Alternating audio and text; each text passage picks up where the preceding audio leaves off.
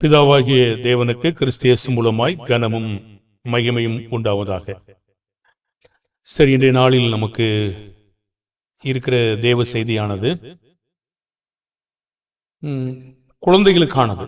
இது வளர்ந்தவங்களுக்கானது அல்ல, இது குழந்தைகளும் இருக்கிறாங்க. ஆடுகள் என்பது கரவலாடு, பலமான ஆடு, இப்படி எல்லா ஆடும் இருக்கும். இது நீங்க எல்லாம் மெதுவா ஓட்டணும். இதை வேகமா ஓட்டுனா மாண்டு போயிடும். நம்ம வேகமா ஓட்டணும்னா சில ஆடுகள் மாண்டு போக வாய்ப்பு இருக்கிறது. எல்லாரையும் நம்ம அனுசரித்து, ஒரு மெய்ப்பன் என்றால் எல்லாரையும் அனுசரிக்கணும். சிலர் நடக்க முடியாம இருப்பாங்க, அவங்கள தோல்ல தூக்கிக்கணும். ஆட்டு மெய்ப்பன் தூக்கிக்குவார். ஆட்டுக்குட்டியை இந்த பக்கம் ஒன்று தோல்ல போட்டுக்குவாரு, இப்படி கழுத்துல சுத்தி இருக்கும், ஒன்று கையில இருக்கும், இந்த பக்கம் ஒன்று இருக்கும், இப்படி இழுத்துக்கிட்டு அந்த ஆடையும் கொஞ்சம் அப்படியே நடத்துவார். ஒரு மெய்ப்பன் என்றால் ஆடுகள் இப்படிதான் நடத்தணும். எல்லோரும் ஒரே மாதிரி நடத்த முடியாது. அப்போ அந்த பிரசங்கத்தை ஆரம்பிக்கிறதுக்கு முன்னாடி ஒரு இன்ட்ரோடக்ஷன் உங்களுக்கு ஒரு காரியத்தை கொடுத்துட்றேன். அப்பதான் என்னை முடிக்கும் போது நமக்கு நேரம் இருக்குமான்னு எனக்கு தெரியல. எதுக்காக இதை சொல்றோம் அப்படின்னு கேட்டீங்கன்னா, நம்மில் பலவீனமான ஆடுகளும் இருக்கிறது. நீங்க ஓட்டு போட்ட லிஸ்ட்ல ஏறக்குறைய 31 பேர் பகல்ல இருக்கீங்க. மற்ற சில 9 பேர் இரவுல இருக்கீங்க. அந்த 9 பேர் இரவுல இருக்கிறதுக்கு காரணம், சிலர் வேலை நிமித்தமா இருக்கீங்க. சிலர் வேலை போகணும் அப்படின்ற ஒரு நோக்கத்தோட இரவுல இருக்கீங்க. ஒரு சிலர் இன்னும் இரவு வேணும் அப்படின்ற பாரம்பரியத்தில் இருக்கீங்க. அப்ப அவங்களையும் நம்ம இழுத்து பிடிக்க வேண்டிய அவசியம் தான் இருக்கிறது. அதுக்காக தான் நம்ம இந்த பகுதியை கொஞ்சம் சொல்லிட்டு இன்னொரு பிரசங்கத்துக்கு போறேன். இது பிரசங்கத்தினுடைய தலைப்பு இல்ல, ஒரு ஆலோசனை. ஆலோசனை அந்த 31 பேரும் இந்த ஆலோசனையை தயவா கேட்டுக்கணுங்கிறது தான் இப்பொழுது பிரசங்கம். ரோமர் 14:1-2 படிங்க. ரோமர் 14:1-2. விசுவாசத்தில் பலமேலும் உள்ளவனை சேர்த்துக் கொள்ளுங்கள், ஆனாலும் அவனுடைய மன ஐயங்களை குற்றமாய் நிர்ணயிக்காமல் இருங்கள். ஒருவன் எந்த பதார்த்தத்தையும் புசிக்கலாம் என்று நம்புகிறான், பலவீனனோ மரக்கறிகளை மாத்திரம் புசிக்கிறான். கருத்து என்ன அப்படின்னு கேட்டீங்கன்னா, விசுவாசத்தில் பலவீனம் உள்ளவங்களை நம்ம சேர்த்துக்கணும். இப்போ 31 பேர் இருக்கோம், அது அதிகமான மக்கள். அப்ப 9 பேர் தானே, நாம சொல்றதான் செய்யணும் அப்படின்னு இல்லை, அவங்களையும் நாம சேர்க்கணுங்கிறதான் கருத்து. அப்ப அவங்களையும் சேர்க்கணும். சேர்க்கலைன்னா என்ன ஆகும் அப்படின்னு பாத்தீங்கன்னா, இடறி போக வாய்ப்பு இருக்கு. அப்ப அவங்களையும் சேர்த்து இன்னும் சில காலம் நம்ம அனுசரிக்கணுங்கிறதான் சேர்த்துக்கொள் என்று ஒரு பாடம். விசுவாசத்தில் பலவீனம் உள்ளவர்களை சேர்த்துக் கொள்ளுங்கள். அப்போ ஒருத்தர் எல்லாத்தையும் பூசிக்கலான்னு என்றார். சிலர் மரக்கறிகளை மாத்திரம் சாப்பிடலாம்னு நினைக்கிறார். சிலர் இறைச்சி சாப்பிட வேணாம்னு நினைக்கிறார். அது அவங்க விருப்பம்.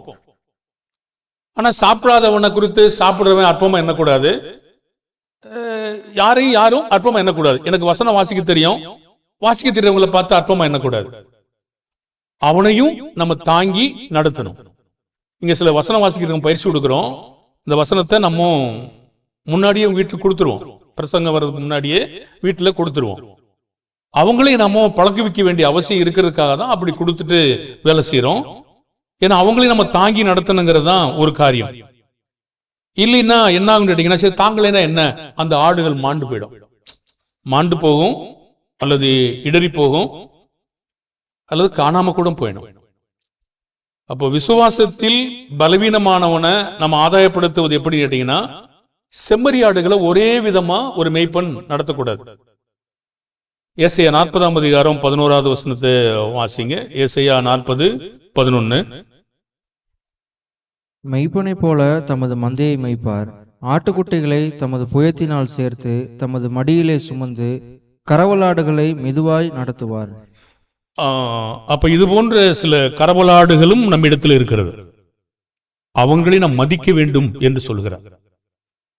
ஒரு புருஷன் வளர்ந்தவனா இருப்பாரு, ஒரு மனைவி வளராதவளா இருப்பாரு.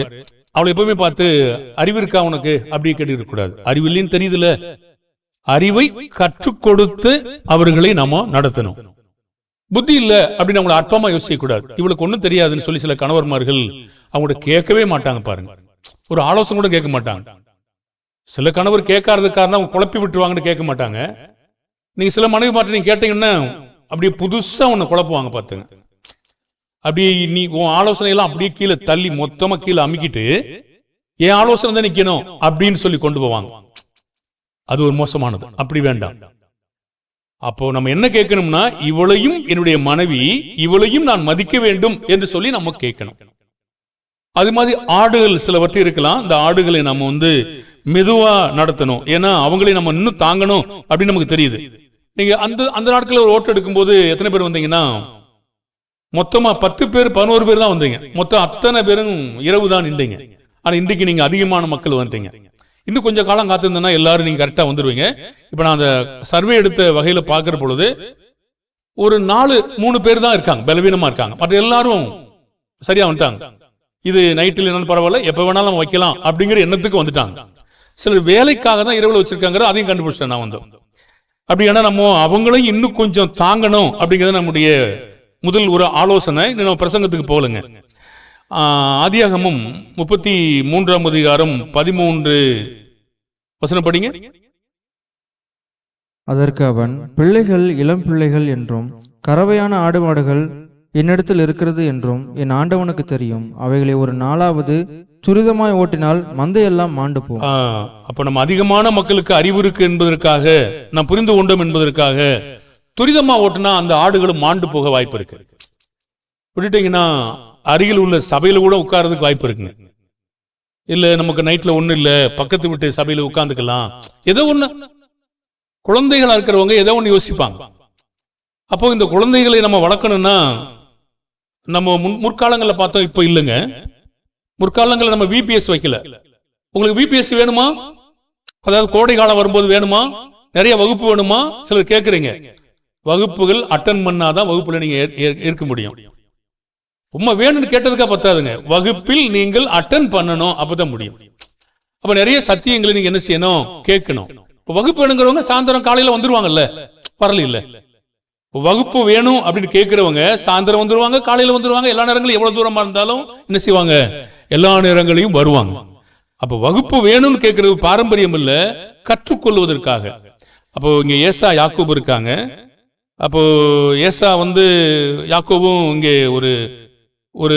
ஒருவர் மனப்பூர்வமான மன்னிப்பு கோர்றாரு, இன்னொருத்தர் மனப்பூர்வமான மன்னிப்பு இல்ல. ஏன் இப்படி சொல்றோம்னா, ஏசா கடைசி வரைக்கும் பகையாவே இருந்தார். தன்னுடைய பிள்ளைகள்ட்ட சொல்லி கொடுத்துட்டே போனார். அண்ணன் தம்பி 2 பேருக்கும் பகையை வச்சுக்கிட்டே தொடர்ந்து இருந்தாங்க. அதனால இப்போ ஆடுகளை ஓட்டுறது பத்தி பேசிட்டு இருக்காங்க. அப்போ அவைகளை ஒரு நாளாவது துரிதமாய் ஓட்டினால் மந்தைகள் எல்லாம் மாண்டு போகும்ன்றார். அப்போ மாண்டு போனா என்ன ஆகும்? மந்தை மாண்டு போன ஆவிக்குரிய மந்தை எப்படி மாண்டு போகுங்க? சோர்வாயிடுவாங்க. சோர்வானா தன்னுடைய ஓட்டத்தை குறைச்சிருவாங்க. ஓட்டத்தை குறைச்சாங்கன்னா இடறி போக வாய்ப்பு இருக்கிறது. அப்ப இடறுவதற்கு ஒரு 30 பேர் சேர்ந்து காரணமா இருக்கக்கூடாது இல்லையா? அப்ப அவங்கள நம்ம தாங்கணுங்கிறதான் கருத்து. எசேக்கியேல் 34:15-16.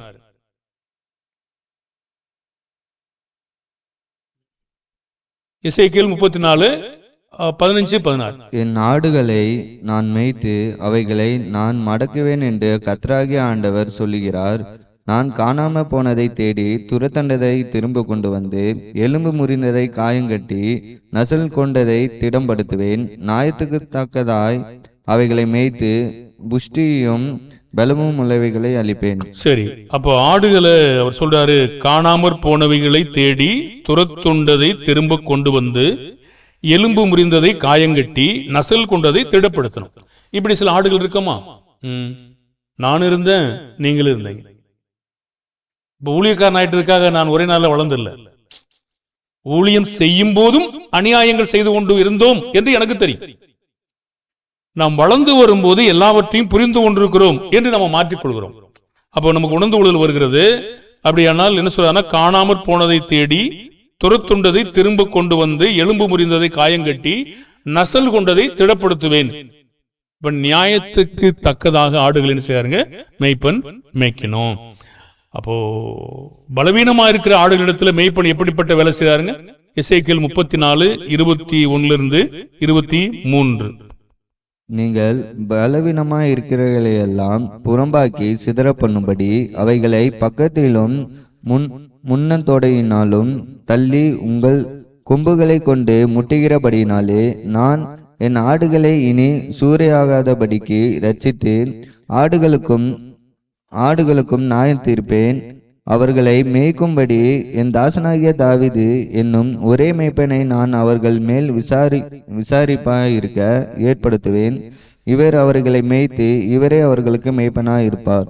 அப்போ சில ஆடுகள், பலமான ஆடுகள் இங்க இருக்கிறது. பலவீனமான ஆடுகளை எல்லாம் அந்த ஆடு புறம்பாக்கிடுச்சு. எப்படி புறம்பாக்கி இருக்கோம்? அன்போடு நடக்காதபடியினாலே, தாங்கி அவர்களை நடத்தாதபடியினாலே இந்த ஆடு அவங்க என்ன செய்யுதுன்னா பலவீனமா இருக்கிறவைகள் எல்லாம் புறம்பாக்கி சிதற பண்ணிருச்சுன்னு சொல்றாரு. அவைகளை பக்கத்தினாலும் முன்ன தொடையினாலும் தள்ளி, பக்கத்துல தள்ளுதுன்னா ஆடு போகும்போது பாத்துருக்கீங்களா? பார்க்கலையா? போகும்போது நான் தான் முன்ன போகணும்னா அந்த ஆடு என்ன செய்யுங்களா, இந்த சைடு இருக்கு இல்லையா, சைடு நடக்கும்போதும் ஆடு இற வைக்கும் போது பாத்துருக்கீங்களா, இந்த சைடுல வந்து தள்ளும். இந்த ஷோல்டர் இருக்கு இல்லையா, வச்சு ஒரு தள்ளிட்டு போய் அது முன்னாடி போகும். ஆடு, வெள்ளாடு நீங்க பாக்கணும், செம்மறி அப்படி போகாது. அப்போ பக்கத்தினாலும் தள்ளி, அப்படிப்பட்ட ஆடுகள் நீங்க கிடையாதுங்க. அப்போ அந்த ஆடு முன்னந்துடையினாலும் தள்ளி, ஏன் பின்னந்துடையின்னு சொல்ல, கரெக்டா வச்சுக்கணும். சொல்றேன், இப்படி தூக்கும். நீங்க ஆடு மேய்ச்சிங்கன்னா தெரியும். நான் ஆடு மேய்ச்சிருக்கிறேன், ஆடு மாடு எல்லாம் மேய்ச்சிருக்கிறேன், கோழிகளும் மேய்க்கல நினைக்கிறேன். சரி, அப்ப இதெல்லாம் மேய்க்கும் போது அருமையா நீங்க பார்த்திருந்தீங்கன்னா நல்லா தெரியும். தள்ளும், தொடைய சோல்ற வச்சுட்டு ஒரே தள்ள தொடையிட்ட வச்சு தள்ளும். ஏன்னா அதுக்கு பலம் இருக்காமா. அப்படி நம்ம பலமான வளர்ந்த மக்கள் பலவீனமான மக்களை இன்னுமா உனக்கு புரியல அப்படின்னு நம்ம கேட்க கூடாதுங்க. இன்னும் நம்ம தாங்கணும் அப்படின்னு தெரியுது. ஒரு ஆத்துமா இருக்கிறது நல்லதா, காணாம போறது நல்லதா? இருக்க வச்சுக்கிட்டு நீங்க போதிக்க முடியும், காணாம போய் என்னத்தை போதிப்பீங்க? நீங்க என்ன போதிக்க முடியாது. அப்ப ஒரு ஆத்துமாக்களை நீங்க துரத்தாம உள்ள வச்சுக்கிட்டு அநேக நாட்கள் போதிக்க முடியும், அநேக வகுப்புகள் எடுக்க முடியும். காணாமக்கிட்டு கெட்டி ஏத்துக்க மாட்டாங்களே, அப்புறம் கிட்ட போதிப்பீங்க, அடுத்த இடத்துக்கு போயிடுவாங்கல்ல, வீணா போயிடும். அந்த ஆத்துமா கெட்டு போறதுக்கு நாமளே காரணமா ஆயிடக்கூடாதுங்கிறது தான் கருத்து. அப்போ அந்த மேய்ப்பன் சொல்றாரு, என் ஆடுகள் இனி சூறையாகாதபடி ரட்சித்து ஆடுகளுக்கும் நியாயம் தீர்ப்பேன். ஒரே மேய்ப்பனாகிய தாசனாகிய தாவீது என்னும் ஒரே மேய்ப்பனை ஏற்படுத்துவேன்னு சொன்னார். அவங்க மேய்ப்பனா இருப்பார்ன்றாரு. அது தீர்க்கதரிசனமான வசனங்கள். இயேசு நம்முடைய பிரதான மேய்ப்பன். இந்த மாதிரி ஆடுகள்கிட்ட எப்படி நடந்து கொண்டாருங்க? எல்லோரையும் ஒரே நாள்ல வேகமா ஓட்டினாரா, இல்ல எல்லாரையும் அனுசரித்து நடந்து கொண்டாரா? மத்தேயு 12:20. அவர் நியாயத்திற்கு ஜெயம் கிடைக்கும் பண்ணுகிற வரைக்கும் நெறிந்த நாணலை முறிக்காமலும் மங்கி எறிகிற திரியை அணைக்காமலும் இருப்பார். அப்போ அவங்க அந்த வெற்றி வளர்ச்சி அடைகிற வரைக்கும், அந்த நியாயமான காரியத்தில் அவங்க புரிந்துக்கிற வரைக்கும், ஜெயம் கிடைக்கிற வரைக்கும், இந்த மாதிரி நெறிந்து போன இந்த மக்களை நாணலை முறிக்காமலும் அணைந்து போகிற அந்த மங்கி எறிகிற திரியை அணைக்காமலும் அவரு நியாயத்திற்கு ஜெயம் கிடைக்கிற வரைக்கும் அவங்களையும் அனுசரித்து அவங்கள போதிச்சார். அவர் பலமுள்ளவர் தான், ஆனாலும் மேய்ப்பன் தன்னுடைய பலத்தை ஆடுகள்கிட்ட காட்ட மாட்டாருங்க. ஆடுகளை அனுசரித்து நடத்துகிற ஒரு வேலையை தான் அவர் செஞ்சாரு. அதுதான் நம்ம ரோமர் 15:1-8 படிச்சோம். இது படிக்க வேண்டாம். ரோமர் 15:1 நீங்க 8 குறிப்புல வச்சுக்கொள்ளுங்க. நம்முடைய பிரதான மேய்ப்பன் நம்ம இடத்துல என்ன வேண்டிக் கொள்றாருங்க? அன்றியும் பலமுள்ளவர்களாகிய நாம் நமக்கே பிரியமாய் நடவாமல் பலவீனருடைய பலவீனங்களை தாங்க வேண்டும். அப்ப ஒருத்தர் புகைப்பிடிக்கிறாரு, தாங்கணுமா? விபச்சாரம் பண்றார், தாங்கணுமா? அதான் சொல்றாரா? பாவம். அது பாவம் இல்லாத விசுவாசத்தில் வளர்ச்சி அடையாத பலவீனமான மக்களை தான் நீங்க தாங்கணுமே தவிர பாவமான காரியத்தை நீங்க என்ன செய்யக்கூடாதுங்க. ஒருத்தர் கொரிந்து சபையில 5ஆம் அதிகாரத்துல விபச்சாரம் பண்ணிட்டு இருந்தாரு. பலவீனர்களை தாங்குன்னு சொல்லி தாங்கிட்டு இருந்தாங்களா? அவங்கள அந்த பவுல் கடிந்து கொண்டார். நீங்க இருமா படைஞ்சிருக்கிறீங்க, நீங்க துக்கப்படல, அவனை விட்டு நீக்கி இருக்கணும், நீங்க நீக்கலே சொன்னார். இப்ப விபச்சாரம் பண்றவங்களை போய் பலவீனம் சொல்லக்கூடாதுங்க. அவன் பலவீனம் கிடையாதுங்க, அவன் ஒரு பாவி. அந்த பாவி சபையை கெடுத்துடும். புளித்தமா நீக்கணும். இவங்க புளித்தமா இல்லைங்க. இவங்க ஒன்னு புரிஞ்சுக்கிறாங்க, ஒன்னு புரிஞ்சுக்கல, இன்னும் கொஞ்சம் காலம் புரிஞ்சுக்கிற போறாங்க. அவங்களையும் நம்ம தாங்கி நடத்துங்க அப்படின்னு கர்த்தர் நம்மகிட்ட கேட்கிறார். அன்றியும் பலமுள்ளவர்களாகிய நாம் நமக்கே பிரியமாய் நடவாமல் பலவீனருடைய பலவீனங்களை தாங்க வேண்டும். ஏன்னா அவங்களும் விருத்தி அடையணும், கட்டுவிக்கப்படணும். அப்படிங்கிற நோக்கம் நமக்கு இருக்கணும். 12:15 படிச்சீங்கன்னா, நம்மில் ஒவ்வொருவனும் பிறனுடைய பக்தி விருத்திக்கு ஏதுவான நன்மை உண்டாகும்படி அவனுக்கு பிரியமாய் நடக்கடவன். அது மாதிரி யாருங்க? கிறிஸ்துவும் தமக்கே பிரியமாய் நடவாமல் உம்மை நிந்திக்கிறவருடைய நிந்தைகள் என்மேல் விழுந்தது என்று எழுதிக்கிறபடியே நடந்தார். அது மாதிரி காட்டாருங்க. பலம் உள்ளவளாகிய நாமோ நமக்கே பிரியமாய் நடக்கூடாது. நம்ம இந்த ஒரு நாள் சீட்டு கொடுத்தோம் இல்லையா, அதே முன்னாடியே ஏன் கொடுக்கல? ஒரு நாளைக்கு முன்னாடியே இல்ல ஒரு வாரத்துக்கு முன்னாடியே ஏன் கொடுக்கல? நீங்க குடும்பத்தோட உட்கார்ந்துக்கிட்டு யோசனை பண்ணிக்கிட்டு, என்னம்மா நீ என்னம்மா சொல்ற, நீ என்னப்பா சொல்ற, நீ என்னப்பா சொல்ற, உங்க விசுவாசம் எதிர்பார்த்தமே தவிர அவங்க விசுவாசம் இல்லைங்க. அவரவர விசுவாசம் அவரவருக்கு வேணும் அப்படிங்கறத எதிர்பார்ப்பு. நீ என்ன சொல்ற, நான் என்ன சொல்ற இல்ல. ஒரு சகோதரிட்ட ஒருத்தர் சொல்றாங்க, பகல் எழுது அப்படின்றாங்க. அவங்க சொல்றாங்க நைட் எழுதி விட்டு போயிட்டாங்க, வாட்டில் போயிட்டாங்க. அப்ப எழுத சொன்னா கூட நீங்க திருட்டுத்தனமா எழுதுவீங்களா? நீங்க அப்படி எழுதலாமா? தவறு இல்லையா? அவங்களுடைய விசுவாசத்தை நீங்க கெடுத்துட்டீங்க. பார்த்து பாருங்க, அப்படி நீ கெடுக்கூடாதுங்க. அப்படி கெடுக்கிற வேலையை செய்யவே கூடாது. அவரவர விசுவாசம் அவரவர். நம்ம எதுக்கு சொல்றோம்னா, நம்ம பேசுறது என்ன பேசுறோம், என்ன செய்யறோம், எப்படி செய்யறோம், இதெல்லாம் ரொம்ப ஞானமா செய்யணுங்க. எல்லாத்தையும் அவங்க விசுவாசத்தை அவங்க தான் கொடுக்கணும். நீங்க இப்ப கொடுக்கும் போது உங்க விசுவாசம் தான் செய்வீங்க. நீங்க அங்க போய் கேட்டுட்டு இருக்க மாட்டீங்க. நீங்க இருங்க மனைவிட்ட போய் கேட்டு வரேன், வெக்கம். மனைவிட்ட போய் கேட்டு வரேன்னா யார் தலை யார்கிட்ட போய் கேட்கறது? இல்ல யாரு தலை யார்கிட்ட போய் கேட்கறது? இப்ப சரி காணிக்க போடணும், என்னம்மா போடுவோமா நம்ம, வேணாமா? ஏங்க வேணாங்க, வச்சுக்க. உங்க விசுவாசத்தை வித்துட்டீங்களா இல்லையா? வித்துட்டீங்களா? வித்துட்டீங்க. எதை கேட்கணும் எதை கேட்க கூடாது இல்லையா? என்ன அரிசி வாங்கணும், என்ன கத்திரிக்காய் வாங்கணும், என்ன உருளைக்கிழங்கு வாங்கணும், என்ன சாம்பார் வாங்கணும், ரேஷன் கடை வாங்கணும், துணி வாங்கணும், இதை கேட்கணுங்க. இது கர்த்தருடையது, அவரை சார்ந்தது. ஒரு தகப்பனை தன்னுடைய பிள்ளையை கட்டுப்படுத்த முடியாதுங்க. ஒரு மனைவி புருஷனை கட்டுப்படுத்த முடியாது, புருஷன் மனைவி கட்டுப்படுத்த முடியாது, பிள்ளை தகப்பனை கட்டுப்படுத்த முடியாது, தகப்பன் பிள்ளையை கட்டுப்படுத்த முடியாது. விசுவாசம் அவரவர்களுக்குரியது. வேதவசனம் இதுதான் சொல்லுது. ஒரு ஞானஸ்தானம் எடுக்கணும்னா ஒரு பிள்ளை போய் அப்பாட்ட கேட்கணும்னு அவசியம் கிடையாதுங்க. வேதவசனம் சொல்லவே இல்லை. ஒரு மனைவி ஞானஸ்தானம் எடுக்கணும், புருஷனை பார்த்து எங்க ஞானஸ்தானம் எடுக்க போறேன் கேட்க வேண்டிய அவசியமே கிடையாது. ஏன் இல்ல? வேதத்துல இல்ல. அது விசுவாசம் தேவனுக்குரியது. கணவனுக்குரியது வேறங்க. உனக்கு என்ன செய்யணும், நானு அங்க சமைக்கணுமா, டீ போடணுமா, உனக்கு கடமை செய்யணுமா, அதெல்லாம் கணவனுக்குரியது. விசுவாசம் கர்த்தருக்குரியது. அதை கலந்து வேலை செய்யவே முடியாதுங்க. பாருங்க, இது புரிஞ்சிச்சு அவங்களுக்கு? புரிஞ்சா? இன்னும் புரியலையே. இன்னும் சில பெற்றோர் தன்னுடைய பிள்ளைகளை கெடுக்கிறீங்க. இன்னும் சில பிள்ளைங்க பெற்றோருக்கு விரோதமா இருக்கீங்க. அதெல்லாம் சரியில்லைங்க. நீங்க யாரையும் கெடுத்தீங்கன்னா, நீங்க 1 படிச்சீங்கன்னா, இடரல் உண்டாக்குறோம், பாவம் செய்ய பண்ணுகிறோம். அப்படி நம்ம செய்யவே கூடாது. அப்ப நம்ம என்ன செய்யணும் கேட்டீங்கன்னா, பலம் உள்ளவங்களாகிய நாமோ பலவீனமான மக்கள்கிட்ட கேட்டீங்கன்னா என்ன ஆகும்? பலவீனமான மக்கள்கிட்ட கேட்டீங்கன்னா உங்களுக்கு கெடுத்துருவாங்கல்ல. யோபு போய் தன்னுடைய மனைவிட்ட பார்த்து, நம்ம இனிமே தேவனை சேவிக்க வேணாம் இல்ல, வேணுமா வேணாமா? யோபு மனைவி என்ன சொல்லுவா? பதிலு யோபு மனைவி என்ன சொல்லுவான்னு சொல்லுங்க. யோபு மனைவி பார்த்து நம்ம தேவனை சேவிக்கவா தூர விலகுமான்னு கேட்டா யோபு மனைவி என்ன சொல்லுவா? லோத்து மனைவி, ஏங்க நம்ம தேவன் சொல்றது கேட்போமா, இங்க உட்கார்ந்துக்கிறோமா கேட்டா லோத்து மனைவி என்ன சொல்லுவா? மனுஷன், நம்ம எவ்வளவு ஆசையை சேர்த்து வச்சிருக்கோம், எவ்வளவு பொன்பொருள் நிறைஞ்சு இருக்கு, ஆடு மாடு எவ்வளவு இருக்கு, அது எவனா தேவன் ஆவியா இருக்கா அவனை சொல்றான்னு கேட்டு உட்கார்ந்து இருப்பியா? கிளம்பாத உட்காரு சொல்லிருப்பா, சொல்ல மாட்டாளா? அப்படியே சொல்லுவான். யோபு மனைவி என்ன சொல்லுவா? இதைத்தானே சொன்னேன் மனுஷா, மனுஷனே, இப்ப ஒண்ணு கேட்க அப்படி உட்கார்ந்து தேவனை சிவனை அப்படி சொல்லிட்டார்ல. ஒண்ணு மனைவி போய் கேட்டுக்கிட்டு இருக்கலாமா? பலம் வாய்ந்தவங்க கேட்கணும். பாத்துங்க, பலம் வேணும், சக்தி இருக்கணும். விசுவாசத்தில் பலம் அப்படிப்பட்டவங்க கேட்கணுமே தவிர நீ என்ன சொல்ற, நீ என்ன சொல்ற, நீ என்ன சொல்ற கிடையாதுங்க. தேவனும் நானும். ஒருத்தர் பிரசங்கம் பண்ணார், நல்லா தான் பண்ணார். இசபெல்லா விவாகத்துல உங்களுக்கும் கணவனுக்கும் பிரச்சனை வரும்போது மாமா என்ன சொல்ற, அத்தை என்ன சொல்ற, அண்ணன் என்ன சொல்ற, இல்ல ஏசு என்ன சொல்றாரு நான் பார்க்கணும், 2 பேரும் சேர்ந்து பார்க்கணும். இப்படி பார்க்கிற கணவன் மனைவி இருக்காங்களா? அதாங்க சரி. கர்த்தருடைய வார்த்தையில இதுக்கான பிரச்சனைக்கான தீர்வு என்ன, இப்படிதான் தீர்க்கணுமே தவிர நீ என்ன சொல்ற, நீ என்ன சொல்ற, சண்டை முட்டி விட்டுருவாங்கல்ல, சண்டை முட்டி விட்டுருவாங்க. அது சாதாரண காரியம் இல்லைங்க, பெரிய சண்டையா நிற்கும். கணவன் மனைவி ஏன் மற்றவங்க சொல்ல மாட்டாங்க? அது அவங்களை சார்ந்தது. இன்னைக்கு இருக்கும் அப்புறம் தீர்ந்துரும், இப்ப இருக்கு அப்புறம் தீர்ந்துரும். இப்ப மேய்ப்பனுக்கு பிள்ளைக்கும் பெற்றோருக்கு இப்ப இருக்கு அப்புறம் தீர்ந்துரும். அது என்ன, அடுத்தவங்க போய் நீங்க என்ன பண்ணுவீங்க?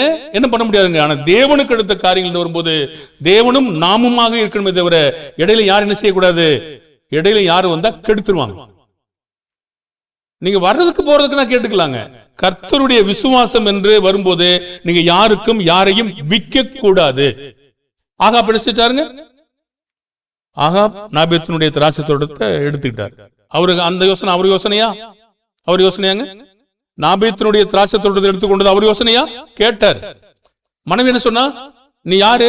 இஸ்ரவேலின் ராஜான்னு சொன்னார். ராஜான்னு என்ன ஒண்ணு வருது எனக்கு? நான் ராஜாவா? அப்ப இப்படி ஏமாந்து இப்படி விட்டேன். ராஜா என்ன சொல்றாங்க? அதிகாரம் உன்னிடத்தில் இருக்கிறது. ராஜாவுடைய அதிகாரம் என்னங்க? சிங்கம். உடனே கொன்ற முடியும். எந்த பொண்டையும் போயிட்டு வா உனக்கு கூப்பிட்டு அப்பெல்லாம் கூப்பிட மாட்டாங்க, தூக்கிட்டு வந்துருவாங்க. யாரும் தடுக்கவே கூடாதுங்க. ராஜாவுடைய அதிகாரம் அப்படிப்பட்டது, சிங்கத்துக்கு சமமானது. ஆனா இவர் என்ன செய்ய, மனைவி நீ இஸ்ரவேலில் ராஜாவல்லவான்னு சொன்ன உடனே நான் பாத்துக்க, இப்போ பொய்யான நிருபத்தை எழுதி முன்னாடி நிப்பாட்டி உபவாசம் பேர சொல்லி என்ன செய்தாங்க? அவனை கொண்டுட்டாங்க. என்ன நடந்துச்சு? உங்க விசுவாசத்தை விட்டு போட்டதுனால என்ன நடந்துச்சுங்க? குடும்பத்தில் மற்ற மிருகங்கள், பிள்ளைகள் யாரும் இல்லாம நாய், சுவரில் நீர் விடும் நாய் முதலா இல்லாதபடி ஒருத்தர் கருவறுத்துட்டார். கருவறுத்தன்னா அடியோட ஒண்ணு இருக்காதுங்க, உண்டாகவே உண்டாகாது.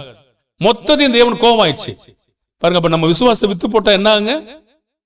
அதுக்கு நாமளே பொறுப்பாளி. அனனியா சப்பிராலும் யாருக்கு முதலாவது இருப்பாங்க? அனனியாவையும் சப்பிராலும் யாரு முதலாவது இருந்திருப்பாங்க? எனக்கு தெரியாது. யார் பொறுப்பாளி? புருஷன். இப்ப கணக்கு அதிகம், கணக்கு தேவன் புருஷன் இருக்கும். புருஷன் கவனமா இருக்கணும். மனைவி சொன்னதுக்காக கேட்க முடியுமா? என் பிள்ளைக்கு சொன்னா கேட்டுருவாங்களா? தேவன் என்ன சொல்றான்னு கேட்கணும். நீ என்ன சொல்றது சரி, ஓகே, கர்த்தர் இதை குறித்து என்ன சொல்லுகிறார் என்று நம்ம என்ன செய்யணும்? பார்க்கணும். அப்படி பார்க்கிறவங்க தாங்க பலமானவங்க. அந்த பலவீனமானவங்க அன்பு கூறுவாங்க. அன்பு கூர்ந்து மற்றவங்களை என்ன செய்வாங்க? மற்றவங்களையும் தாங்குவாங்க. மற்றவர்களை இடர பண்ண காரணமா இருக்க மாட்டாங்க. பாருங்க, இப்போ நம்முடைய அறிவு மற்றவங்களை இடர பண்ணுச்சுன்னா என்ன ஆகும்? 1 கொரிந்தியர் 8:9-12 வரைக்கும். ஆகிலும் இதை குறித்து உங்களுக்கு உண்டாயிருக்கிற அதிகாரம் எவ்விதத்திலும் பலவினருக்கு தடுக்காலாதபடிக்கு பாருங்கள். எப்படியெனில் அறிவுள்ளவனாகிய உன்னை விக்கிர கோவிலிலே பந்தியிருக்க ஒருவன் கண்டால் பலவீனனாயிருக்கிற அவனுடைய மனசாட்சி விக்கிரங்களுக்கு படைக்கப்பட்டவைகளை புசிப்பதற்கு துணிவு கொள்ளும் அல்லவா? பலவீனமுள்ள சகோதரன் உன் அறிவு நிமித்தம் கெட்டு போகலாமா? அவனுக்காக கிறிஸ்து மரித்தாரு. இப்படி சகோதரருக்கு விரோதமாய் பாவம் செய்து பலவீனமுள்ள அவர்களுடைய மனசாட்சியை புண்படுத்ததினாலே நீங்கள் கிறிஸ்துவுக்கு விரோதமாய் பாவம் செய்கிறீர்கள். இப்படி இருக்க மன்னிக்கணும். போதும். அப்போ அது ரோமர் 14:13. அது இப்போ நம்ம பலவீனமான பலமுள்ள ஒரு சகோதரன் பலவீனமானவங்களை கெடுக்க முடியுமாங்க? கெடுக்க முடியும். அவங்களுக்கு விரோதமா பாவம் செய்ய முடியுமா? பாவம் செய்ய வைக்கவும் முடியும். மனசாட்சியை புண்படுத்த முடியுமா? முடியும் சொல்றார். கிறிஸ்துவுக்கு விரோதமாக பாவம் செய்ய பண்ணுகிறீர்கள் என்று ஒரு வார்த்தை இருக்கு. இப்போ பலம் உள்ளவங்க பலவீனமானவங்களை தாங்கணுங்கிறதான் கருத்து. அப்ப நீங்க 30 பேருமா 31 பேருமா சேர்ந்து அந்த 9 பேரை இன்னும் நீங்க என்ன செய்யுங்க? மெதுவா நடத்துங்க. இன்னும் நீங்க என்ன செய்யுங்க? தாங்குங்க. இன்னும் என்ன செய்யுங்க? காத்துருங்க. இது அன்பாங்க? அன்பா இல்ல அறிவா இருக்கணுமா? அறிவு என்ன செய்யும்? உங்களுக்கு தெரியும், பாரம்பரியம் இரவுங்கிறது பாரம்பரியம் தெரியும். அப்போ இந்த காரியமானது, இந்த அறிவு அன்பில் என்ன செய்யும்? மற்றவங்களை கெடுக்கும், மற்றவங்களை கெடுத்துரும், மற்றவங்களை இடர பண்ணும், மற்றவங்களை புண்படுத்தும். அப்ப இன்னும் சில காலம் அந்த ஒரு கனி கொடுக்கல இல்லையா? அந்த விவசாயி என்ன சொன்னாருங்க? இன்னும் கொஞ்ச காலம் நம்ம என்ன செய்வோம்? உரம் குத்தி சுற்றிலும் ஏறு போடுவோம். கனி கொடுத்தால் பார்ப்போம், இல்லைன்னா வெட்டி போடுவோம். அதுக்காக எல்லா காலத்துக்கும் நீங்க ஜீவன் உள்ள வரைக்கும் அப்படியே கனி கொடுக்காம இருப்பீங்களா? இல்ல. அப்படின்னா நம்ம என்ன செய்யணும்? கனி கொடுக்கணும், அவங்களை நாம தாங்கணும். இப்ப பலவீனமான மனுஷர்களை, விசுவாசத்தில் பலவீனமானவங்களை பலம் உள்ளவர்கள் என்ன செய்யணும்? தாங்கணும். அப்ப கருத்து தான் என்ன? கருத்து தான் என்ன? இரவா பகலா? இப்ப கருத்து தான் என்ன? கடைசியில என்னதான் புரிஞ்சுக்கிடுவீங்க? நம்ம இரவுல கூடணுமா பகல்ல கூடணுமா? புரியலையா? இரவு தான். இப்ப பலவீனமான மனுஷங்களை தாங்கணும்னா நம்ம பலம் உள்ளவங்க இரவில் என்ன செய்யணும், அவங்களுக்காக நம்ம ஒத்து போகிறோம். அவ்வளவுதான். பாவம் இல்லாத செயலில் ஒத்து போகிறோம் என்பதுதான் அந்த கருத்து. அவங்களை இன்னும் நம்ம தாங்கி இன்னும் சில காலங்களை காத்திருப்போம். கர்த்தர் அவங்களுக்காக இன்னும் உணர்ந்துள்ளதை தரட்டும். அது இன்னும் சில காலங்கள் இருக்கு, நம்ம போதிச்சிருவோம். போதிச்ச பிற்பாடு அவங்களும் உங்களை போன்று வளருவார்கள். வளர்ந்து வரும்போது அவர்கள் என்ன செய்வாங்க, பலமானவர்களா நம்மை போன்ற பலமானவர்களா வருவாங்க. அவங்களை அற்பமா எண்ண முடியாது. நம்ம அவங்களையும் நம்ம சேர்த்துக் கொள்ளணும். ஒரு சிறிய ஆடா இருந்தாலும் அவங்களை அன்பு கூர்ந்து அன்போடு நடத்தணும். அறிவு முக்கியம் இல்லைங்க, அன்புதான் முக்கியம். அன்போடு தாங்கி நடத்தணும். இப்போ நம்ம பிரசங்கத்துக்கு இப்பதான் போறோம். நம்ம இன்றைக்கு சில கேள்விகள் இருக்கிறது. அந்த கேள்விகள் யாரையும் நான் பேர் சொல்லல, உங்களை வளர்க்கறதுக்கு நம்ம விரும்புறோம். சிலர் நீங்க அதுல மாறிட்டீங்கன்னு எனக்கு தெரியும், உங்களை நான் பாராட்டுறேன்.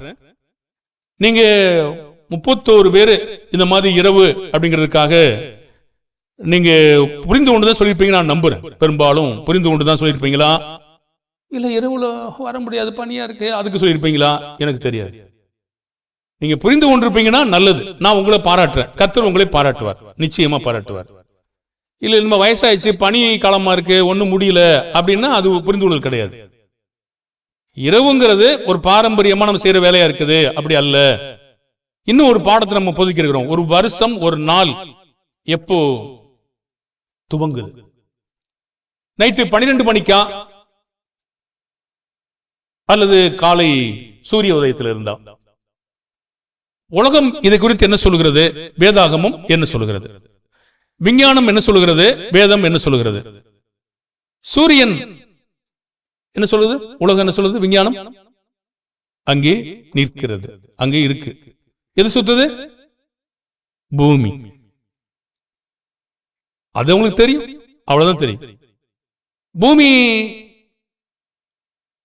தட்டையான கோள வடிவல் அப்படின்னு மெகலன் தானே, மெகலனா மெகலன் தான், மெகலன் சொன்னார்.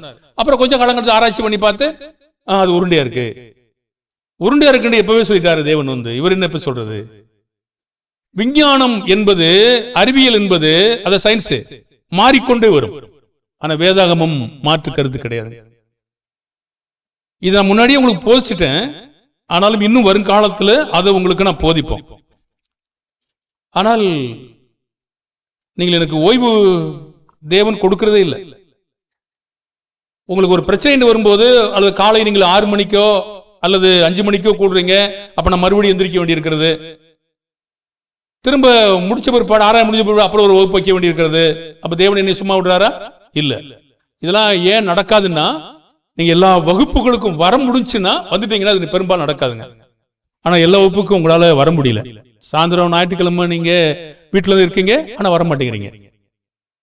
நீங்க என்ன புரிஞ்சுக்கிட்டீங்களோ எனக்கு தெரியல, ஆனா வீட்டுல தான் இருக்கீங்க, ஆனா வர மாட்டேங்கிறீங்க. இப்ப இந்த வகுப்பை அதுக்காக நம்ம காலையில எழுந்திருக்க வேண்டி இருக்குது, உங்களுக்கு தனி வகுப்பு நடத்த வேண்டி இருக்கிறது, இப்படி திரும்ப ஆலோசனை சொல்ல வேண்டியதுதான் திரும்ப திரும்ப எனக்கு இருக்கு. ஆனால் இப்போ நம்ம போதிக்கிற பாடமானது உங்களுடைய வளர்ச்சிக்காக, பலவீனங்களை தாங்கி இன்னும் உங்களை வளர்வதற்காக நம்ம போதிக்க வேண்டிய அவசியம் இருக்கு. இப்ப என்ன அவசியம் இருக்குன்னா, பக்கத்துல ஒரு சபை இருந்தா அங்க போய் நம்ம சும்மா உட்கார்ந்துக்கலாமா? ஏதோ ஒரு மீட்டிங் நடத்துறாங்க, வந்து பக்கத்து வீட்டுக்காரன் கூப்பிடுறாங்க, நம்ம மாமா மச்சான் இருக்காரு, அப்படி உட்கார்ந்துக்கலாமா? இப்படி ஒரு கேள்வி இருக்கு, ரொம்ப நாளைக்கு முன்னாடியில இருந்து இருக்கு. இப்ப விபிஎஸ் நம்ம இடத்துல அங்க போய் உட்கார்ந்துக்கலாமா? இப்படி ஒரு கேள்வி ஏற்கனவே இருக்கு. இதெல்லாம் உட்காரலாமா கூடாது? இது மாதிரி ஒரு கேள்வி. இந்த கேள்விக்கு நம்ம பதில் சொல்ல போறோம். அப்ப பதில் சொல்வதற்கு நேரம் குறைவா தான் இருக்கிறது, ஆனாலும் கொஞ்சம் சொல்லுவோம். நம்ம இப்ப பிதாவுக்கு நம்ம உண்மையா இருக்கணும். இது நீங்க ஒருத்தர் 2 பேர் இல்லைங்க, இது மாதிரி 3, 4 வகையான மக்கள் கேள்வி கேட்டிருக்கீங்க. ஒருத்தர் நினைச்சிட போறீங்க, கேள்வி கேட்ட ஒருத்தர் நினைச்சிட போறீங்க. நீங்க 4 பேர் இருக்கீங்க, நான் யாரையும் பேர் சொல்லுங்க, 4 பேர் இருக்கீங்க. அப்போ யாருக்கு தெரியாதுங்க, நீங்க சொல்றது எனக்கு தான் தெரியும், யாருக்கு தெரியாது. அதனால கவலைப்படாதீங்க. நான் உங்களை அன்பு கூர்ந்து சொல்லிக் கொடுக்க விரும்புறேன். அது மற்றவங்களுக்கு வர்றதுக்கு முன்னாடி பொதுவாக நம்ம சொல்ல ஆரம்பிச்சிடும். உங்களுக்கு தனியா சொல்லாம பொதுவாக சொல்றோம். சிலர் இருதயத்துக்குள்ள நினைச்சிருக்கலாம், நம்ம நெருங்கிய சொந்தக்காரர் அவரு, இது வரைக்கும் 2-3 புடவை கொடுத்திருக்காரு, கொஞ்சம் வேலை செஞ்சிருக்காரு, நமக்காக யோசிச்சு செஞ்சிருக்காரு, சும்மா தானே கூப்பிடுறாரு, சும்மா உட்காருங்களேன் அப்படிமா. பெண்டிகாஸ்டல் அப்படின்னு போய் உட்கார்ந்தீங்கன்னு வச்சுக்கோங்களேன். இப்ப அவங்க என்ன சொல்லுவாங்க? எடுத்துற பிள்ளைய அல்லேலூயா முதல்ல சொல்லுவாங்களா? முதல்ல அல்லேலூயா தான் சொல்லுவாங்க. இப்போ தேவனை துதிப்போம், ஸ்தோத்திரம் ஸ்தோத்திரம் ஸ்தோத்திரம், ஆமென், ஸ்தோத்திரம் ஸ்தோத்திரம், க்ளோரி க்ளோரி, தேங்க்யூ தேங்க்யூ. கை உயர்த்துவோமாக, நாம் கையை உயர்த்துவோம். வருகிறார் வருகிறார், ஆவியானவர் இறங்குகிறார். உங்க பிள்ளைங்க என்ன கத்துக்குவாங்க? என்ன கத்துக்குவாங்க? எத்தனை சபை இருக்கிறது? சபை என்பது ஒன்றே ஒன்றுதான் வேதத்தில் இருக்குது. அது என்ன சபைன்னு நீங்க அனைவருமே ஞானஸ்தானத்துக்கு முன்னாடி உங்களுக்கு சொல்லி கொடுத்திருப்போம். நீங்க மறந்து கூட போயிருக்கலாம். பாருங்க, இப்போ அடிக்கடி அப்புறம் உட்கார்ந்து இருப்போம், எழுந்திருப்போம், அப்புறம் நம்ம ஆவியில் நிரம்புவோம், அப்படி சொன்ன பக்கத்தில் இருக்க பெண்களை இடிப்போம், ரைட், இப்படி மாறி மாறி போயிட்டு இருக்குன்னு வச்சுக்கோங்களேன். அப்படி குப்பார விழுவோம், அங்கிட்டு குப்பார விழுவோம், சும்மா மாயப்பணமான அடிப்போம், அப்புறம் முழங்கால் போடுவோம், அப்புறம் எந்திரிப்போம், உட்காருவோம். இது நான் பெந்தேகோஸ்தே மக்கள் இப்படி சொல்றாங்க. உங்களுக்கு பாக்குறதுக்கே உங்களுக்கு நல்ல வேத்து போச்சு, உடம்புலாம் நல்ல உற்சாகமா இருந்த மாதிரி இருந்துச்சு. உடற்பயிற்சி இது சரியா? இது மாதிரி கேள்வி. அதாவது நம்ம வைக்காத நேரங்கள்ல போய் இப்படி போய் உட்கார்ந்துக்கலாமா, இப்படி செய்யலாமா அப்படிங்கறதுதான் கேள்வி. அதுக்குதான் இப்ப நம்ம பாடங்களை போதிக்கிறோம். முதலாவது, நம்ம பிதாவாகிய தேவனை பிரியப்படுத்துவது எவ்வாறு? பிதா என்ன சொன்னாரோ அதை மட்டும் செஞ்சாதான் பிரியப்படுத்தணும். வேதாகமத்தில் எத்தனை சபைகள் இருக்கிறது? இப்ப நம்ம பெந்தேகோஸ்தே மக்களா சொன்னோம் இல்லையா? கிறிஸ்துவின் சபையில கூட நம்ம எந்த சபையில உட்கார்ந்துக்கலாமா? அடுத்த ஒரு கேள்வி இருக்குங்க. கிறிஸ்துவின் சபையின் போர்டு போட்ட உடனே எங்கேயாவது போய் அங்க உட்கார்ந்துக்கலாமா? அதையும் உட்கார்ந்துக்கிறீங்களா? சரி, கல்யாணத்துக்கு நாங்க போயிருந்தோம். முதல் ஜெபம் யார் பண்ண தெரியுங்களா? எஸ்ரா சர்க்குணம் என்ன சபை நடத்தாருங்க? ECI. அவதான் முதல் ஜெபம் பண்ணார். பாருங்க, அவங்க கிறிஸ்துவின் சபையார். கிறிஸ்துவின் சபையார் நம்ம வாக்கல்லையோ மற்ற இடத்துலயோ எந்த இடத்துலயும் யாரையும் அனுமதிக்க மாட்டாங்க. பொதுவா சபைக்குள்ள கொண்டு வர மாட்டோம். அப்ப வெளியே மேடையில அவங்க தனியா மட்டும் இல்லாத போது ஒரு ஜெபம் பண்ணிட்டு போறாங்க, அது அவங்க காரியம். ஆனா முதல் அவங்க தான் ஜெபம் பண்ண விட்டாங்க. அப்ப இன்னும் ஒருத்தர் ஜெபம் பண்ண சொன்னீங்கன்னா அவர் என்ன சொல்றாரு? அப்பனே, தகப்பனே, ஐயாவே, ஆத்தாவே, அம்மாவே இருக்காங்க. என்ன பாட்டு கேட்கலையா? அம்மாவும் நீரே, அப்பாவும் நீரே, தாயும் நீரே, தந்தையும் நீரே. சொல்லையா? அம்மாவா? தேவன் பெண்பார்ல இருக்காரா? அம்மாவா? அதுக்கான வசனம் எங்கே? ஆதாரம் எங்கே? இதற்கு உண்மை என்ன? தேவனை பிரியப்படுத்துவது என்றால் என்ன உண்மை? அந்த உண்மை எங்க இருக்கிறது? சத்தியத்தில் இருக்கிறது. அப்ப எப்படி நம்ம உண்மையா இருப்போம்? யோவான் 7ஆம் அதிகாரம் 17வது 18வது வசனம். அவருடைய சித்தத்தின்படி செய்ய மனதுள்ளவனோ அவன் இந்த உபதேசம் தேவனால் உண்டாயிருக்கிறதோ நான் சுயமாய் பேசுகிறவனே என்று அறிந்து கொள்ளுவான். சுயமாய் பேசுகிறவன் தன் சுய மகிமையை தேடுகிறான், தன்னை அனுப்பினவரின் மகிமையை தேடுகிறவனோ உண்மை உள்ளவனாய் இருக்கிறான், அவனிடத்தில் அநீதி இல்லை. சரி, அப்போ யாரு உண்மை உள்ளவன் சொல்றாருங்க? அனுப்பினவரின் மகிமையை தேடுகிறவன், அவன் தான் உண்மை உள்ளவன். நம்முடைய பிதாவாகிய தேவன் இயேசுவை அனுப்பினார். இயேசு என்ன போதித்தாரோ அதையே நாமும் சொன்னா நம்ம உண்மையா இருக்கமா இல்லையா? இப்ப வேதாகமத்தில் எத்தனை சபைகள் இருக்கிறதுங்க? எபேசியர் 4:4 எத்தனை சபை இருக்குங்க? ஒரே சரீரம், ஒரே சபை தான் இருக்கு, ஒரே ஞானஸ்தானம் தான் இருக்கிறது, ஒரே கர்த்தர் தான் இருக்காரு, ஒரே விசுவாசம் தான் இருக்கு, வேற எதுவுமே இல்லைங்க. 4, 5, 6 படிச்சீங்கன்னா தெரியும் உங்களுக்கு. இப்ப ஒரே கர்த்தர், ஒரே விசுவாசம், ஒரே நம்பிக்கை, ஒரே சபை, அவ்வளவுதான் இருக்கு. இத்தனை சபை எப்படி முளைச்சது? உங்களுக்கு ஒரு லிஸ்ட் கொடுத்துருக்கோமா? ரோமன் கத்தோலிக்க சபை எப்போ ஆரம்பிச்சது? அதுக்கடுத்து எந்த சபை ஆரம்பிச்சது? கொடுத்துருக்கோமா? கொடுக்கலையா? இல்லையா? பார்க்கலையா? யாரும் பார்க்கலையா?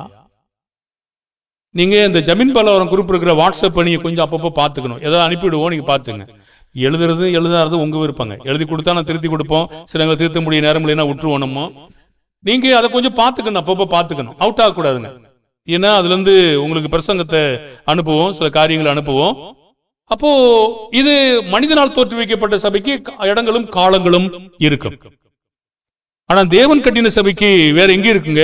சரித்திரத்துல எதுவுமே இருக்காது, வேதாகமத்துல காணப்படும். அப்ப உண்மை என்னங்க?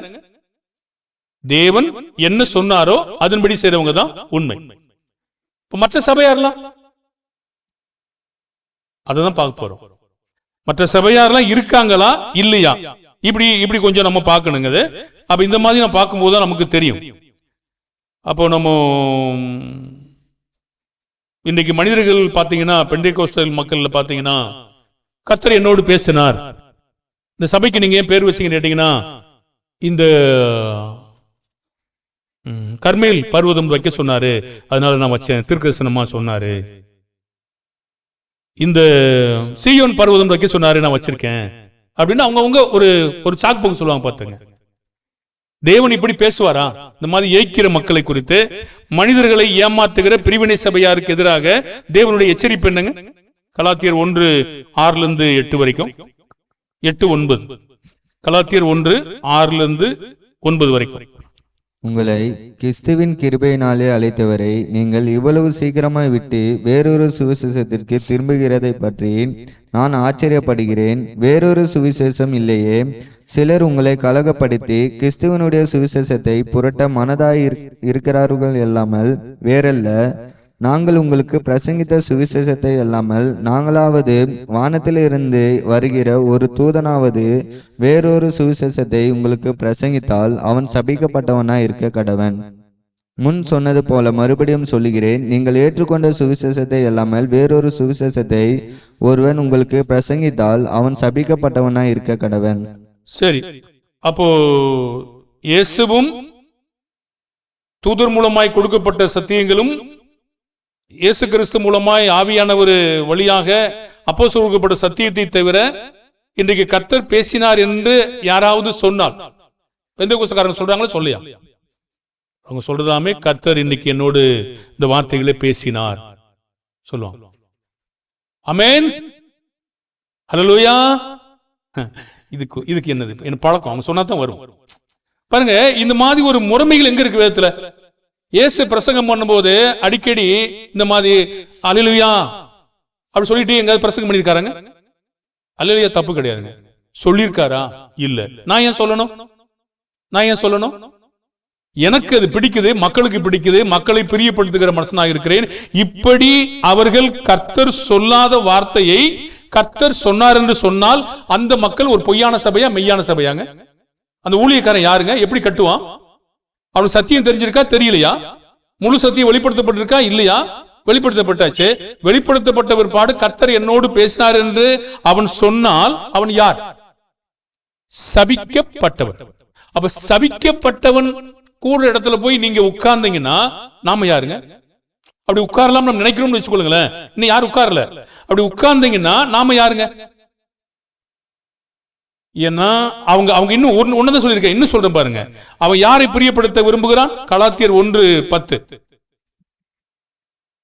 இப்பொழுது நான் மனுஷரையா தேவனையா யாரை நாடி போதிக்கிறேன்?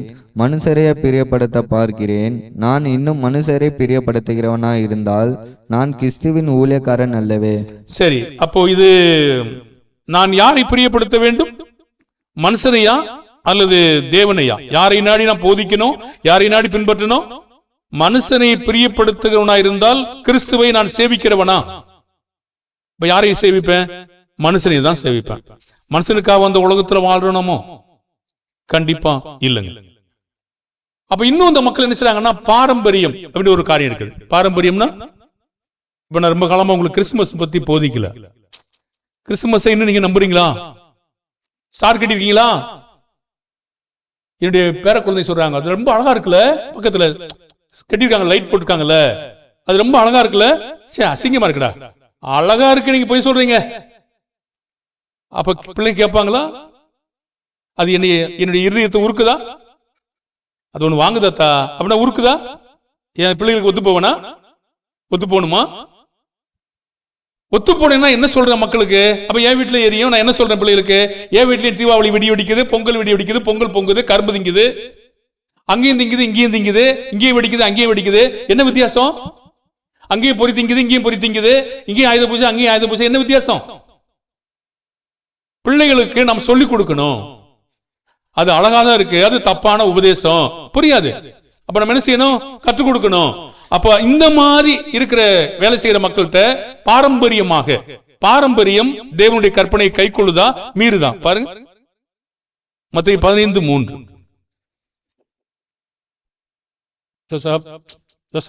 அவர்களுக்கு அவர் பிரதியுத்தரமாக, நீங்கள் உங்கள் பாரம்பரியத்தினாலே தேவனுடைய கற்பனையை ஏன் மீறி நடக்கிறீர்கள்? பாரம்பரியத்தினாலே எதை மீறாங்க? தேவனுடைய கற்பனை. பாருங்க, பாரம்பரியம் ஸ்டார் கட்டு சொல்லுது, குடில் அமீன் சொல்லுது, சிக்னல் பல்பு போட்டு சொல்லுது, அப்ப சவுக்கு மரத்தை பிளாஸ்டிக் மரத்தை செஞ்சு வித்துருன்னு சொல்லுது, வியாபாரம். அதெல்லாம் எங்கிருந்து வச்சு அந்த மரம்? இந்த சவுக்கு மரம் எங்கிருந்து வச்சு? ஒரு ட்ரீ, அது எங்கிருந்து வந்துச்சு? சாண்டா கிளாஸ் எங்கிருந்து வந்தாரு?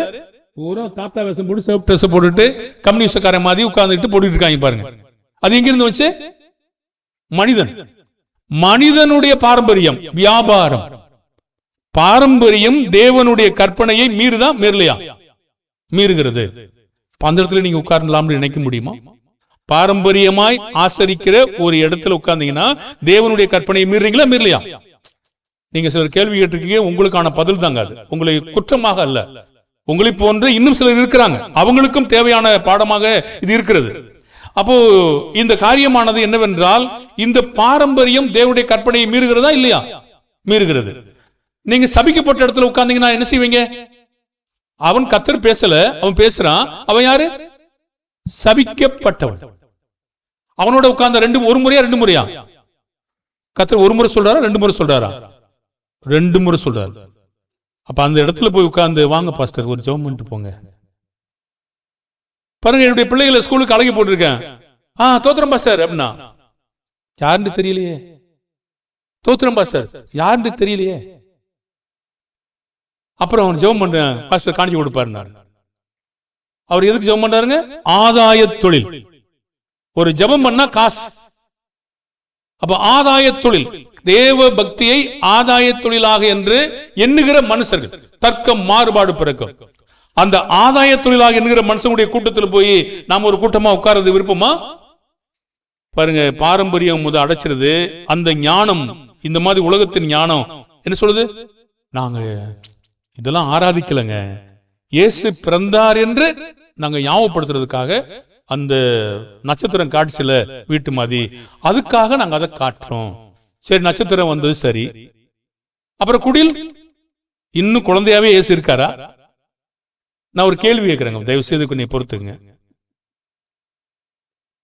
இன்னும் இந்த ரோமன் கத்தோலிக்க மக்கள் கன்னி மரியாள் அப்படி சொல்றாங்க. ஒரு பெண் எப்ப கன்னியா இருக்கிறா? கன்னித்தன்மை இழக்காத போது கன்னியா இருக்கிறார். ஒரு பிள்ளை பெற்ற பிற்பாடு கன்னித்திரை கிழிந்தது, அவ்வளவு கன்னியான இருக்க முடியாது, அது முடிஞ்சு போச்சு. இன்னும் கன்னி மரியாதை எப்படி இருப்பாங்க? மரியாளுக்கு இயேசு மரியாள் வயிற்றுல இருந்து வெளியே வந்துட்டாரு, மரியா எப்படி கன்னியா இருப்பாங்க? இருக்க முடியுமா சொல்லுங்க? அங்க எப்படி மறுபடி கன்னி வரும்? ஒரு முறை கன்னித்தன்மை இழந்துட்டாங்கன்னா கன்னியை மறுபடி வரவே வராது, அவ்வளவு முடிஞ்சு போச்சு, விர்ஜின் போச்சு அது. இப்ப மரியாள் எப்படி கன்னியாவே எப்படி இருப்பாங்க? கன்னி மரியாள் எப்படி அடிக்கடி சொல்ல முடியும்? பிள்ளை பெறுவதற்கு முன்னாடி கன்னி, அதுக்கடுத்து எப்படி கன்னி மரியாள் ஆவாங்க? தப்பா சொல்றாங்க இல்லையா? தொடர்ந்து அடுத்த பிள்ளைகளையும் பெற்றிருக்கிறாங்க, அவங்க கன்னியா இருக்கவே முடியாது. இயேசுவை என்னைக்கு பெற்றெடுத்தாங்களோ கன்னித்தன்மை முடிந்தது. பெறுவதற்கு முன்னாடி கன்னியா இருந்தாங்க.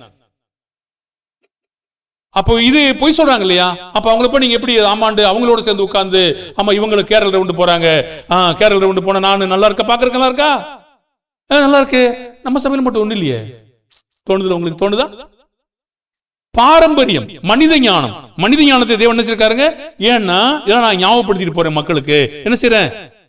இந்த மாதிரி ஒரு குடியில வச்சு, ஒரு குழந்தை இயேசுவை வச்சு, அந்த சவுக்கு மரத்தையும் வச்சு, அப்புறம் கிறிஸ்துமஸ் ட்ரீயும் வச்சு, அப்புறம் சாண்டா கிளாஸ் அதெல்லாம் இல்லைங்க, அதையும் வச்சு நான் என்ன செய்யறேன்? ஸ்டாரையும் வச்சு இயேசு கிறிஸ்து பிறந்தார் என்று நான் சொல்லிக்கிட்டே வர்றேன் அப்படின்னு சொல்றாங்க. இது என்ன ஞானங்க? மனித ஞானம். 1 கொரிந்தியர் 3:19-20. அப்ப கழுதை எங்க? எல்லாரும் சிலுவை எடுத்துட்டு போறாங்கல்ல, அந்த பவனி வர்றாங்கல்ல, கழுதை எங்க? கழுதையை காணுமே. ஒரு ராஜா வேணும் இல்ல? 1 கொரிந்தியர் 3:19-20. இவ்வுலகத்தின் நானும் தேவனுக்கு முன்பாக பைத்தியமாய் இருக்கிறது. அப்படியே ஞானிகளை அவர்களுடைய தந்திரத்திலே பிடிக்கிறார் என்றும், ஞானிகளுடைய சிந்தனைகள் வீணா இருக்கிறது என்று கர்த்தர் அறிந்திருக்கிறார் என்றும் எழுதியிருக்கிறது. அப்ப ஞானிகளுடைய சிந்தனைகள் வீணானது. பைத்தியமா இருக்குன்னு சொல்றாரு. இதெல்லாம் கிழவிகள் பேச்சுங்க. அது அந்த நாடுக்கான முன்னுரைக்கப்பட்ட தீர்க்கதரிசனம், அது நிறைவேறினது, அது முடிந்து போனது. அதை சொல்லி ஆதி சபையார் யாராவது இந்த மாதிரி ஒரு ஊர்வலமா போய் ஒரு குடில் வச்சு சவுக்கு மரம் வச்சு ஒரு சிக்னல் பொருள் போட்டு இந்த மாதிரி வச்சிருந்தாங்கன்னா நாம இன்னைக்கு செய்வோங்க கண்டிப்பா. ஆதி சபையார் அப்பம் பிட்டாங்க, நம்ம பிக்கிறோமா பிக்கலையாங்க? ஆதி சபையார் அப்பம் பிட்டிருக்காங்க, திராட்சை ரசத்தை பருகிருக்காங்க, நம்ம பருகிறோமா பருகலையா? ஆதி சபையார் காணிக்கை கொடுத்திருக்காங்க, நம்ம கொடுக்குறோமா கொடுக்கலையா? ஆதி சபையார் வாரத்திற்கு முதல் நாள் கூடி வராங்க, வர்றமா வரலையா? இதை தான் நீங்க பின்பற்றணும். அப்ப ஆதி சபையார் பின்பற்றாத கிறிஸ்துமஸோ கேரள ரவுண்டோ இந்த மாதிரி கிறிஸ்துமஸ் ட்ரீயோ நட்சத்திரங்களோ இதெல்லாம் பின்பற்றோம்னா இது ஞானம்? மனித ஞானம். மனித ஞானம் வீணா பிரயோஜனமா? இப்ப வீணான பைத்தியமாயிருக்கிற அந்த ஞானத்தை பின்பற்றினா அவன் யாருங்க? பைத்தியக்காரனோட சண்டை கொடுத்துச்சுன்னா என்ன யாரு சொல்லுவாங்க? என்ன பைத்தியக்காரன், அவனே பைத்தியக்காரன். இப்ப ஞானிகளுடைய ஞானம் பைத்தியம் என்று அறிந்திருக்கிறேன். அந்த மாதிரி பைத்தியக்காரத்தனமா செய்யற மக்களோட உட்கார்ந்து நம்ம உட்கார்ந்து இருந்தா நம்ம யாருங்க? நம்மளே அதான் சொல்லுவார் தேவன். நான் சொல்லலங்க, நாம் அந்த ஞானத்தை எந்த ஆதி சபையாரும் செய்யல.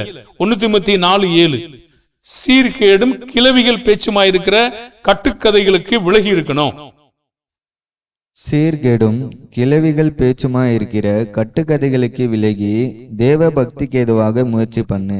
ஏன் அது கிளவிகள் பேச்சுன்றாரு? கிளவிகள்கிட்ட உட்கார்ந்து பாருங்க. ஏன் கிழடன் பேச்சுன்னு சொல்லல?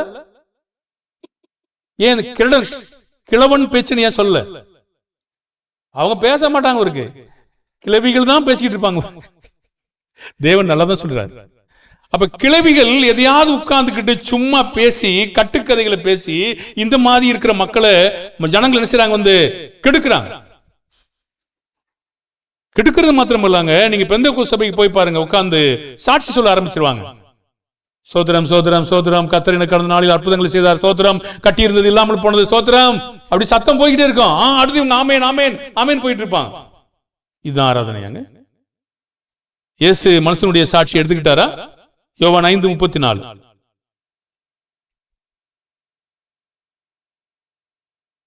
நான் ஏற்றுக்கொள்கிற சாட்சி மனுஷருடைய சாட்சி அல்ல, நீங்கள் ரட்சிக்கப்படுவதற்காகவே இவைகளை சொல்லுகிறேன். அப்ப இயேசு மனுஷனுடைய சாட்சி ஏற்றுக்கொண்டாரா? நாம அவங்க சாட்சி ஏற்றுக்கொள்ளணுமா? அந்த சாட்சி நமக்கு ரொம்ப இன்ட்ரெஸ்ட். அப்படியே செய்யலாமா? சபை ஆராதனை வேளைகளில் இன்னும் சில மக்கள் எழுந்திருப்போம், நாம் ஆராதிப்போம். ஆராதிப்போமா? ரைட் ரைட் சொல்லுவோம். ஆமென் சொல்லுங்க. கேட்டுங்க.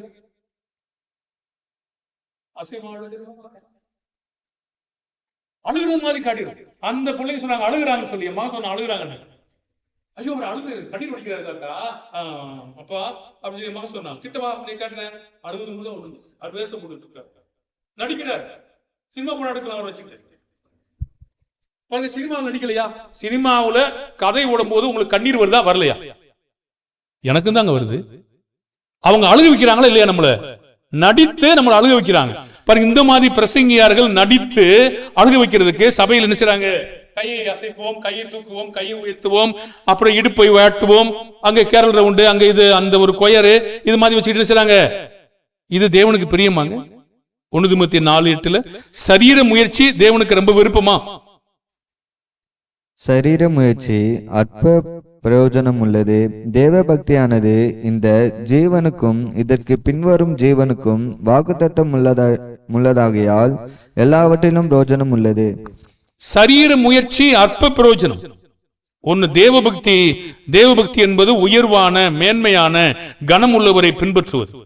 இந்த ஜீவனுக்கும் இனிவரும் ஜீவனுக்கும் வாக்குத்தத்தம் உள்ளது. இந்த மாதிரி மனிதனுடைய போதனை இருக்கிற இடத்துல நம்ம போகலாம் என்று நினைப்பதே எப்படி சரியா இருக்கும்? அப்ப நமக்கு மெய்யான உபதேசம் புரியுதா? சும்மா கூட உட்கார கூடாதுங்க. இப்ப கூட்டி போறாரு, உங்க அப்பாவை யாரோ கூட்டி போறாரு, அம்மா கூட்டி போறாங்க, படம் நம்ம தூரத்துக்கு போயிட்டோம், என்ன செய்யறது? அங்க போய் எதுவும் ஒண்ணு உட்கார்ந்துட்டு இருப்போம். என் முன்னாடி நீ ஆராதிக்கல, சும்மா உட்காரு. சும்மா அவங்களோட உட்காரலாமா? ஒரு வார்த்தை உங்களுக்கு சொல்லணும். நிறைய பாடம் இருக்குது, தொடர்ந்து நம்ம போதிப்போம். அப்படி சும்மா உட்கார்ந்தா ஒரு தவறான பிரசங்க யாருன்னு பார்த்தோம். அவன் தப்பான ஒரு சபை, மனிதன் கட்டின சபை, தேவன் கட்டின சபை கிடையாது. மனிதன் போதித்த உபதேசம், தேவன் போதித்த உபதேசம் கிடையாது. ரெண்டையும் கலந்து வேலை செஞ்சுட்டு இருக்காங்க. அவனுக்கு என்ன செய்யக்கூடாது? ரெண்டையும் என்ன சொல்லக்கூடாது? வாழ்த்தல் சொல்லக்கூடாது, வீட்டிலையும் ஏற்றுக்கொள்ளக்கூடாது. அப்படி உட்கார்ந்தா அவனுடைய துர்க்கிரியலுக்கு நம்ம என்னவா இருப்போம்? 2 யோவான் படிக்கணுமா? படிங்க. 2 யோவான் 10:11. படிங்க. ஒருவன் உங்களிடத்தில் வந்து இந்த உபதேசத்தை கொண்டு வராமல் இருந்தால் அவனை உங்கள் வீட்டிலே ஏற்றுக்கொள்ளாமலும் அவனுக்கு வாழ்த்துதல் சொல்லாமலும் இருங்கள். அவனுக்கு வாழ்த்துதல் சொல்லுகிறவன் அவனுடைய துர்க்கிரியைகளுக்கும் பங்குள்ளவனாகிறான். 2 யோவான் 10:11. அப்போ அவனுக்கு நீங்க வாழ்த்து சொன்னாலும் சரி, நீ உட்கார்ந்தாலும் சரி, அவன் செய்யற துர்ச்சையில உங்களுக்கும் பங்கு இருக்கா இல்லையா? பாருங்க, அவர் கர்த்தர் அவர் அங்கீகரிக்கல. அவர் சபை என்று அவர் சொல்லுகிறார். நான் ஊழியக்காரன் என்று சொல்லுகிறார். நான் பாஸ்டர் என்று சொல்லுகிறார். எல்லா சபையும் சபை என்று தேவன் சொல்றாரா? இல்லை. எல்லா பாஸ்டரையும் பாஸ்டர் என்று அழைக்கிறாரா? இல்லை. அப்படியானா நம்ம யார் என்று அடையாளம் காணணுமா வேணாமா? அடையாளம் காணணும். அதுக்கு என்ன பேருங்க? மாயமான தாழ்மை. மாயமான தாழ்மை. பிரதர், நீங்க ஜெபம் பண்றது இல்லையா பிரதர்? முழங்கால் போட்டு போட்டு பாருங்க, பேண்ட்டும் கிழிஞ்சு போச்சு, முழங்காலும் தீஞ்சு போச்சு. உண்மையிலே முழங்கால் தீஞ்சுதாங்க போயிச்சுக்க, பார்த்திருக்கேன். அது என்ன தாழ்மையாமா? என் காலை நான் புண்ணாச்சிக்கிறேன், அது என்ன தாழ்மையாமா? என் நாக்குல ஊசி ஊத்துறேன், என் முதுகுல ஊசி ஊத்துறேன், என் மேல கீரிக்கிறேன், ரத்தத்தை வடிக்கிறேன். உண்மையான பக்தியா இல்ல அறியாத பக்தியா? சொல்லுங்க. அது மெய்யான பக்தியா அறியாத பக்தியா? அத்தனை மற்ற மக்கள் அறியாம ஆராதனை பண்ணாங்க. என்ன ஆராதனை பண்ணாங்க? அப்போஸ்தலர் 17 இந்த கட்டடத்தில் தேவன் வாசம் பண்ணுகிறார் என்று செருப்பு கழட்டி போட்டு கும்பிட்டு இருந்தாங்க. கையில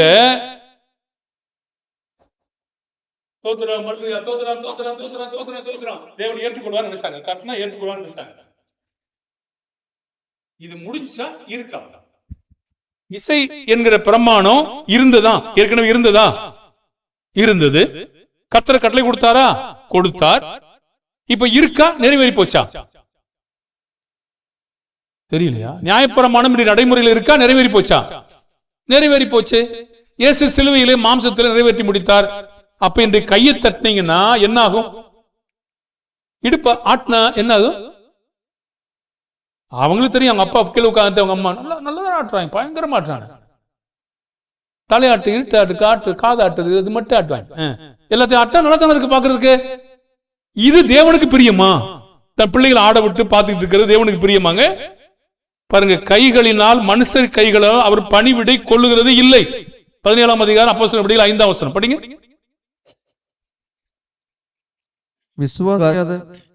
விசுவாசியாத இல்ல 17:25. எல்லாருக்கும் ஜீவனையும் சுவாசத்தையும் சகலத்தையும் கொடுக்கிற அவர் தமக்கு யாதொன்று தேவையானது போல மனுஷர் கைகளால் பணிவிடை கொள்ளுகிறதும் இல்லை. யாதொன்று அவருக்கு தேவையானது போல மனுஷர் கைகளால் பணிவிடை கொள்ளுகிறது இல்லை. இப்ப மனிதனுடைய இடுப்பு அவருக்கு வேணுமா? அல்ல மனிதன் குளிப்பாட்டணுமா? இல்ல மனிதன் கை தட்டணுமா? இல்ல மனிதன் கையை வைத்தணுமா? அவருக்கு என்ன வேணும்? வேணான்ற. இது எதுக்கு எனக்கு? அப்ப இது எதுக்கு ஆட்டிக்கிட்டு இருக்காங்க உட்கார்ந்துட்டு? ஏங்க, அவங்க கேட்டவன சொல்லுவாங்க, சங்கீதத்தில் இல்லையாங்க, சங்கீதம் 140 150 சங்கீதத்தில் இல்லையாங்க, தம்பரோடும் வீணையோடும் சுரமண்டலத்தோடும் நடனத்தோடும் தேவனை ஆடி பாடி துதியுங்கள் இல்லையாங்க? இருக்கு. எந்த காலம் அது? நியாயப்பிரமாணத்தின் காலம். யாருக்கு? யூதர்களுக்கு. யாருக்கு இல்ல? புறஜாதிகளுக்கு இல்லை. ரோமர் 2:14 இல்லை. அப்போ எபேசியர் 2ஆம் அதிகாரம் 14-16 புறஜாதிகளுக்கு அது இல்லை, தூரமானவர்கள். முடிஞ்சு போச்சு இல்ல? அப்ப இன்னைக்கு செஞ்ச என்ன ஆகும்? அப்ப அதை மீறும் போது, பழைய பிரமாணங்களை மீறும் போது பிரமாணத்தை மீறுறோமா மீறலையா? நியாயப்பிரமாணத்தின் கிரியைக்காரர் யாவரும் எதுக்குள்ள உட்பட்டிருக்காங்களாமா? சாபத்திற்கு உட்பட்டிருக்கிறார்கள். நியாயப்பிரமாணத்தினால எந்த மனிதனாலும் நீதிமானாக முடியுமா முடியாதா? இதெல்லாம் மாயமான தாழ்மை.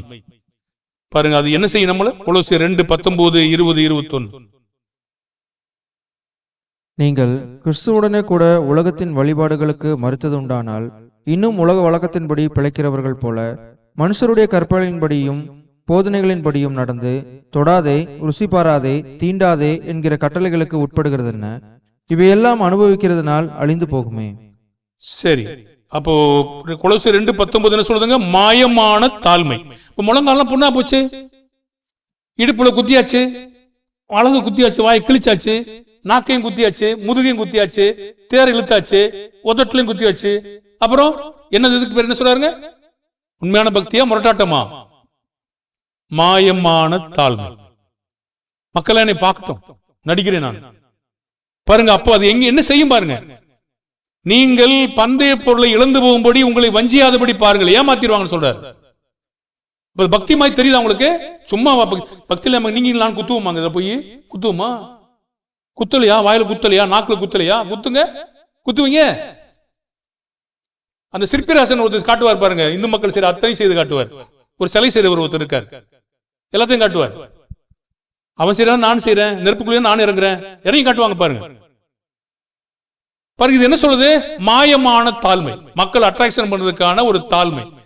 அவ உண்மையிலே அறியாத பக்தியா கூட இருக்கலாங்க, தேவதா பக்தி இருக்கலாம். யார் சொன்னது? இருக்குன்னு சொல்றாரு.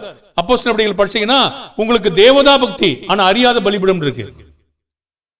அப்ப அறியாமல் ஆராதிக்கிற அவரையே நான் உங்களுக்கு அறிவிக்கிறேன்னு சொல்றாரு. இப்படி அறியாமல் செய்யற அந்த ஆராதனைக்கு நடுவாக நீங்களும் நானும் உட்காரலாம் என்று நினைத்தால் என்ன ஆகும்?